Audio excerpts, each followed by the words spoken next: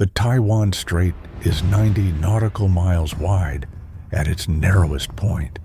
That distance, measured across water that has never resolved its political status, and may not do so in any of our lifetimes, is one of the most consequential stretches of ocean on Earth.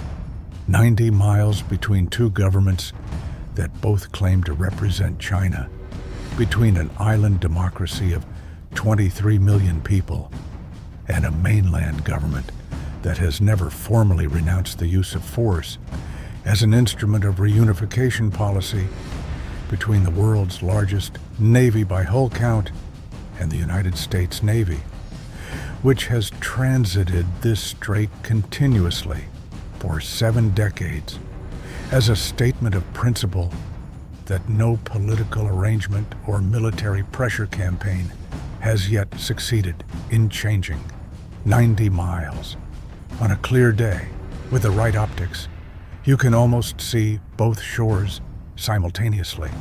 Everything that matters in the strategic competition for the Western Pacific compresses, in some essential way, into those 90 miles.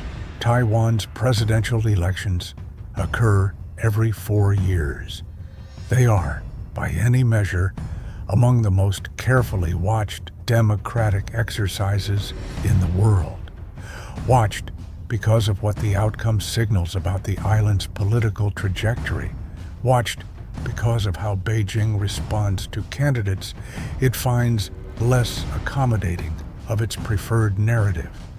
And watched because the period immediately surrounding the election has historically been accompanied by elevated military activity in the strait and in the waters surrounding Taiwan that is difficult to characterize as coincidence. The pattern is established across decades. As Taiwan approaches an election that Beijing views with displeasure, the People's Liberation Army Navy increases its presence.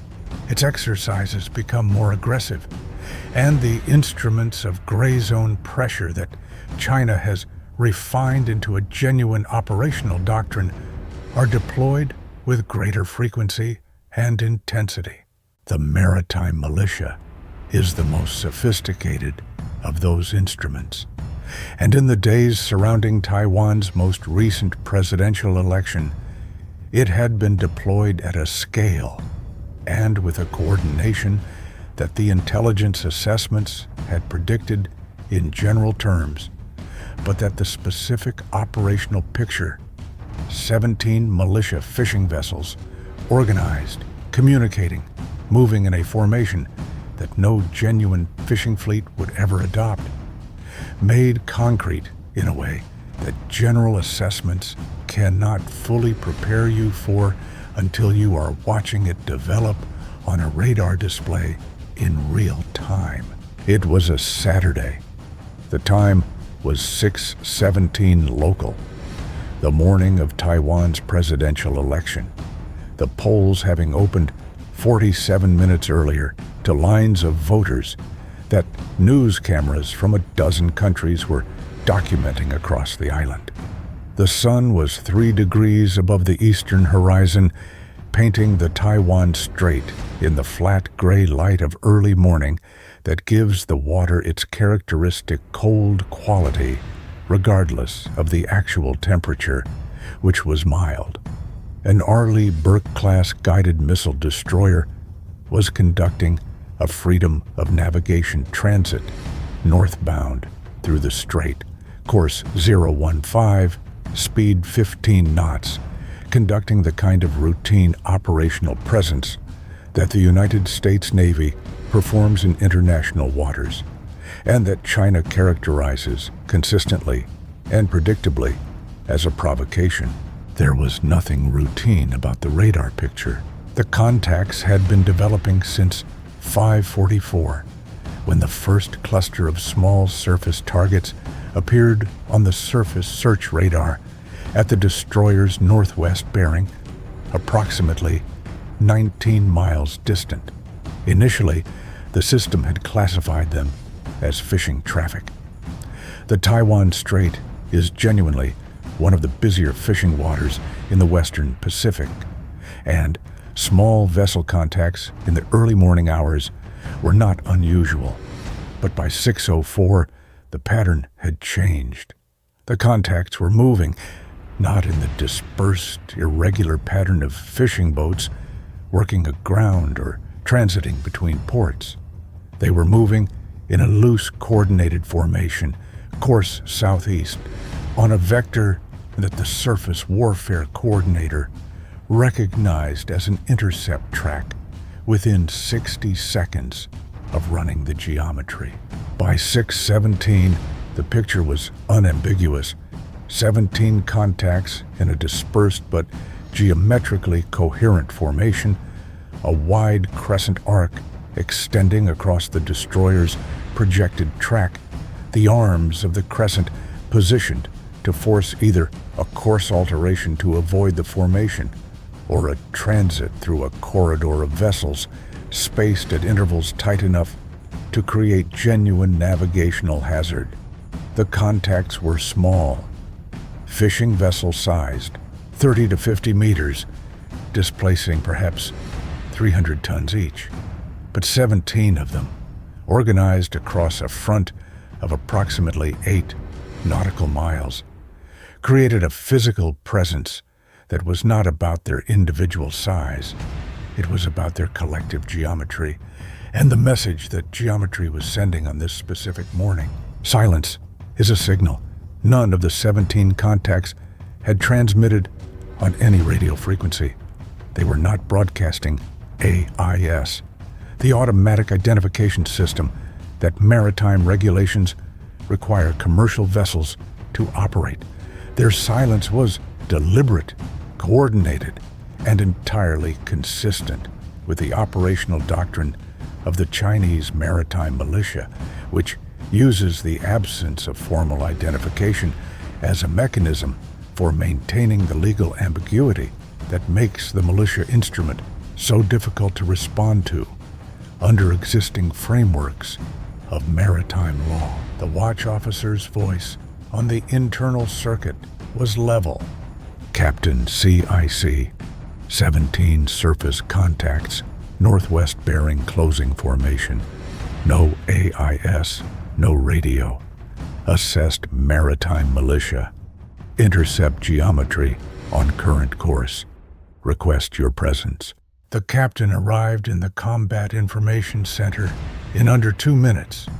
He studied the tactical display without speaking for 45 seconds, reading the geometry, the contact spacing, the bearing rates, the CPA projections that the system was updating every radar sweep. 17 contacts in a crescent formation. Election day in Taiwan. No radio traffic.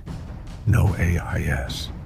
The operational logic of what he was looking at required no extended analysis. All right, he said. What is our CPA projection at current courses and speeds? Closest contacts projecting to approximately 400 meters, sir. Timeline, 18 minutes. 400 meters. In maritime law, that distance from a vessel in the process of operating across your track was well within the range that created a collision risk under COLREGs, the international regulations for preventing collisions at sea. The militia formation was not attempting to be subtle about its intent. It was setting up a geometry that would make the destroyer's continued transit either legally problematic or visually dramatic in a way that Chinese state media would be able to use on an election day when every camera in the region was pointed at Taiwan. Reduced to 8 knots, the captain said. Maintain course. I want the slowdown visible on radar. I want their shore command to see that we are not accelerating into this. He paused. And I want the drone up right now. The MQ-8C Fire Scout unmanned helicopter was airborne at 6:21. It climbed to 1,500 feet and moved northwest toward the militia formation, its cameras and sensors building a top-down picture of the 17 contacts that the surface search radar alone could not provide. In the CIC, the Fire Scout's feed appeared on the secondary display, a continuous overhead view that revealed the formation's internal geometry with a clarity that the radar picture approximated but did not match. From 1,500 feet, the individual fishing vessels were clearly visible. Their hull colors, their deck layouts, the antenna configurations that the intelligence database associated with militia units rather than genuine commercial fishing operations. The crew members visible on the decks of the nearest vessels, some of them with what appeared to be optical equipment trained toward the destroyer's bearing. They were watching. They were being watched. The Fire Scout's presence above the formation told the militia commanders something specific. The geometry that they thought they controlled from the surface level was fully visible from above. And the American formation had the overhead picture before the intercept geometry had developed to its critical phase. At sea, distance is language, and the Fire Scout's orbit above the militia formation was speaking clearly. At 6:28, the ESM suite registered a new development, a burst transmission from one of the militia contacts, short, encrypted, transmitted on a frequency that the system associated with the planned Coastal Command network rather than any commercial maritime channel. The burst was followed 11 seconds later by a second transmission from a different contact in the formation. The militia vessels were reporting to their command authority, reporting what they were observing, and presumably receiving guidance in return. "Log every transmission," the captain said. "Frequency, timing, bearing of origin. I want a complete signals picture." At 6:31, the destroyer's communications officer transmitted on Channel 16 in English and Mandarin. Vessels bearing 315 from this unit. This is a United States Navy warship conducting a lawful transit in international waters of the Taiwan Strait. You are maneuvering in a manner that creates navigational safety concerns and potential collision risk. You are advised to immediately alter your formation to permit safe passage. All vessels are required to comply with coal regs. Your movements and all communications are being recorded and will be reported to appropriate authorities. This is our advisory. The message was transmitted, logged, and relayed to 7th Fleet and Indo-Pacific Command simultaneously. Whatever happened in the next 18 minutes, the legal record would show that the United States had communicated clearly, professionally, and with the specific language that international maritime law recognized as the appropriate notification of collision risk. The militia formation did not respond on Channel 16. The formation did not alter course. At 6:34, with the closest contacts now 11 miles away and the CPA projection holding at approximately 400 meters, the captain authorized the next proportional step. Launch the Seahawk. ASW configuration secondary. I want it forward, between us and the lead contacts at 500 feet. FLIR running. Laser designator available, but not activated unless I order. Visible. Professional. The MH-60R Seahawk was airborne at 6:37 and climbed to 500 feet, taking a position approximately 4 miles ahead of the destroyer and directly above the projected intercept corridor. From 500 feet, it was clearly visible from the decks of the nearest militia vessels. Its fly-R camera was building thermal imagery of every vessel in the formation, deck activities, crew positions, equipment configurations that would be permanently associated with the hull identification data the Fire Scout had already established for each contact. The overhead picture at this moment was precise. 17 militia vessels in a crescent formation, a Seahawk orbiting at 500 feet in the corridor ahead of the destroyer, a Fire Scout at 1,500 feet, building documentation of the entire formation, and the destroyer itself holding course 015 at 8 knots, with every sensor active and every transmission logged. The geometry tightens. At 6:41, something changed in the formation. The two lead contacts, the militia vessels that were projecting the tightest CPAs, reduced speed, not dramatically, not by a large margin, but measurably, from 14 knots to approximately 10. The change was visible on the radar display as the bearing rate on those contacts shifted slightly. The CPA projection for both updated from 400 meters to approximately 800. 800 meters was still close, but it was not 400 meters, and the direction of the change was the direction that mattered.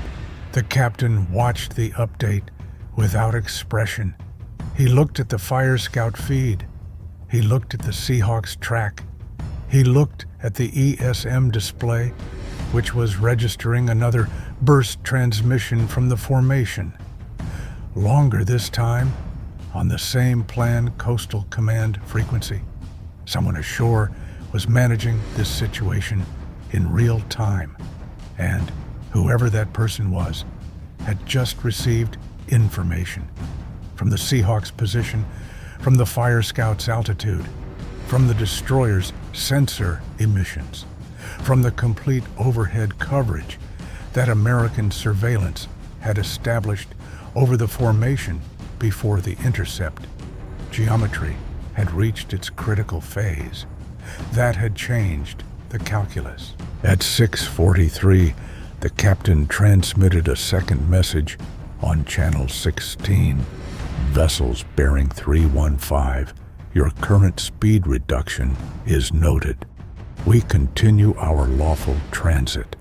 We remind all vessels in this area that Colreg's compliance is mandatory. Continue to stand by on this channel. The message was factual. It acknowledged the partial compliance without characterizing it as either sufficient or insufficient. It kept the communication channel open, and it told the formation's shore command, who were certainly monitoring channel 16, that the American side was aware of the speed reduction and was documenting it. At 6:47, the lead contacts reduced speed again, 7 knots. The CPA projection updated to 1,200 meters, then to 1,500, as the bearing rate continued its slow migration toward a geometry that would allow the destroyer's transit to continue without a close quarters encounter. The crescent formation was no longer a crescent in the operationally meaningful sense. It was 17 fishing vessels that had been in a coordinated blocking position and were now individually moving at reduced speed on courses that were marginally different from what they had been 12 minutes earlier, collectively producing a geometry that opened the corridor through which the destroyer's track projected. No single vessel had made a dramatic course change. No vessel had turned away its speed in a visible capitulation. The adjustment was distributed across the formation, gradual, deniable in any individual instance. But the aggregate effect on the tactical geometry was real, and the CPA projections on every contact in the formation were updating in a direction that told the story clearly. The blocking geometry was dissolving. The Seahawk maintained its position through the formation's transit period. The Fire Scout continued its orbit. Every hull in the formation was documented throughout. Identification data, speed and course logs, antenna configurations, crew behavior on deck. The complete record of a maritime militia operation that had been set up with election day precision and had been met with a kind of surveillance, documentation, and measured professional response that denied it the operational result its planners had intended.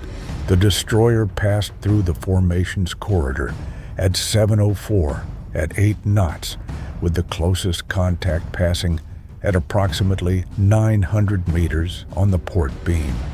The Seahawk flew a parallel track 3 miles to port. The Fire Scout maintained its overhead orbit. The ESM suite logged the formation's final burst transmissions as the destroyer cleared the northern edge of the crescent. By 7:22, the 17 contacts were astern, and the range was opening. The formation had not dispersed. The militia vessels held their positions, the formation pattern still visible on the radar astern, but their operational purpose had been defeated. The destroyer had transited. The record was complete. "A full reconstruction package," the captain said. "Every contact track from initial acquisition, every ESM transmission with timestamp and frequency. Fire Scout footage complete. Seahawk FLIR complete. Our Channel 16 transmissions and the formation's non-response. The CPA evolution, the original projection, the updates as the lead contacts reduced speed, the final passage geometry.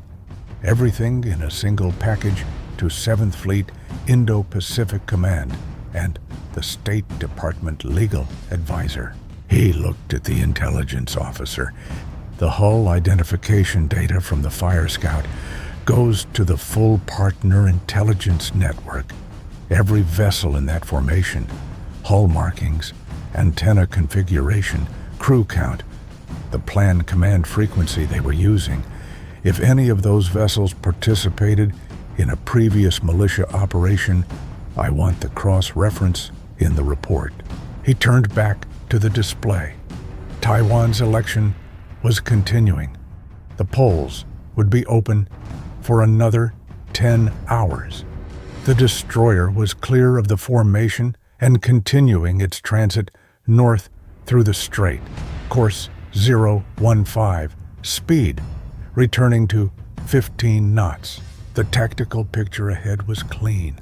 What had been attempted on this Saturday morning near Taiwan was a classic maritime militia operation executed on the most politically sensitive day of Taiwan's electoral calendar, with the specific intent of generating either a confrontation that could be used narratively or a course alteration by the American warship that could be characterized as a demonstration that Chinese maritime pressure was effective. The formation had been assembled with care. 17 vessels, election morning timing, the crescent geometry that created maximum navigational pressure, the deliberate absence of AIS and radio contact to maintain legal ambiguity. It was competent. It was doctrine-driven. And it had failed. It had failed not because the destroyer had outmaneuvered it or outrun it or applied force against it. It had failed because the surveillance architecture, Fire Scout, overhead, Seahawk forward, ESM logging every transmission. The complete overhead picture established before the intercept geometry reached its critical phase had denied the formation the ambiguity it needed to function. The maritime militia instrument depends on uncertainty. Uncertainty about whether the vessels are really militia or really fishing. Uncertainty about who is directing them. Uncertainty about what orders the shore command is transmitting. When the fire scout is overhead and the Seahawk is between you and your target, and every transmission is being logged, and every hull is being identified, and the entire operation is going directly to Indo-Pacific Command in real time. That uncertainty is gone. And without the uncertainty, the militia formation is just 17 fishing boats that slowed down in a strait they had every right to be in and accomplished nothing. Modern gray zone naval operations are not defeated by matching their aggression. They are defeated by removing the gray from the zone, by applying surveillance, documentation, and professional restraint with the precision and completeness that makes the ambiguity that the adversary is counting on unavailable. Taiwan voted on this Saturday. The destroyer transited.